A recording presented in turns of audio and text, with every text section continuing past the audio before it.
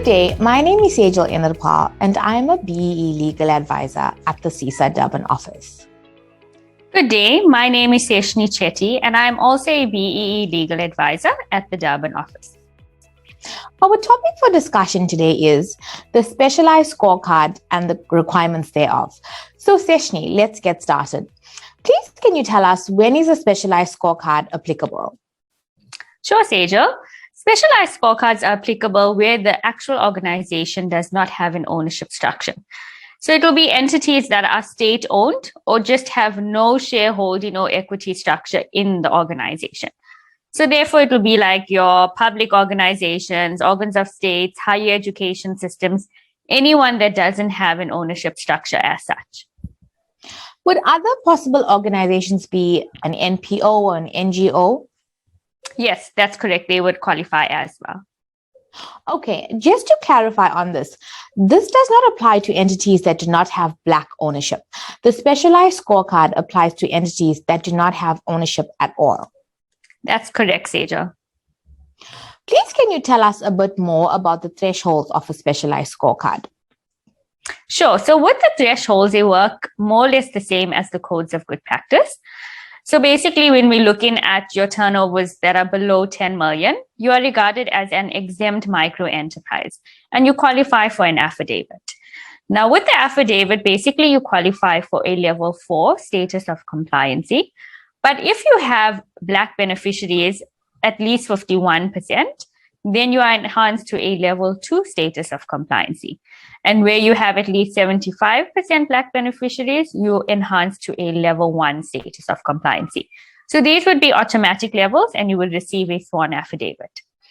Then when we're looking at turnover of between 10 to 50 million, they are regarded as a qualifying small enterprise or a QSE. With those, if there's less than 51% Black beneficiaries, you must be rated on the full scorecard. But the same would apply as the EME. So if it's 51% or more, then it's in a level 2. And if it's 75% or more, it would be level 1. And then the last one we look at is where turnover is above 50 million, and that's a generic. So you'd be rated on the generic specialized scorecard. When it comes to the affidavits, even though there is no ownership in the entity, the percentage of beneficiary is considered as well as the turnover. Is that correct? Yes, that's correct. Okay. Please, can you tell me more about the qualifying small enterprise and the elements for that sector? Okay, so for the qualifying small enterprise, the elements are very similar to your codes of good practice as well. But you need to remember that there is no ownership. So firstly, we have your management and control, then we have your skills development, and then we have your enterprise and supply development. But the difference is under that element, we're only looking at procurement. We don't take into account supply development, nor do we take into account enterprise development. And then your last element would be the same, socioeconomic development. So for the qualifying small enterprise scorecard, the priority elements is either skills development or procurement. Is that correct?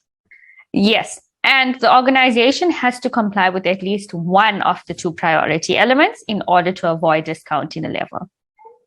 So if the entity does not meet sub-minimum points for either skills development or procurement, they will be discounted by one level. Is that correct? Okay. Please, can you tell us a bit more about the generic elements of the scorecard? So the generic scorecard also very similar to the codes of good practice, but yet again, there is no ownership. So we have your management and control, then we have your skills development, and then we have your full enterprise and supply development, which includes procurement. And last, we have your socioeconomic development. Okay. With the full elements for enterprise and supply development, the entity must comply with the full element of that, including the sub-elements of supplier development, enterprise development, and procurement, as well as comply with the sub-minimum points for skills development. Is that correct? Yes. Since there's no ownership, they have to comply with both the priority elements in order to avoid being discounted. Okay, and they will be discounted by one level if they do not comply with the sub-minimum points for both of these priority elements. That's correct. Okay. In terms of socio-economic development, is this sector specific in any way, like the other sectors in terms of agriculture and ICT? Is a specialized scorecard socio-economic development sector specific? No, Sejal, it's not sector specific. So the same rules will apply and they can assist anyone as long as the beneficiary base is at least 75%. And with the remaining sub-elements for enterprise development and supplier development, is that sector specific for the scorecard? No, they can assist anyone there as well, as long as the entity is 51% Black owned and an EME or a QSE.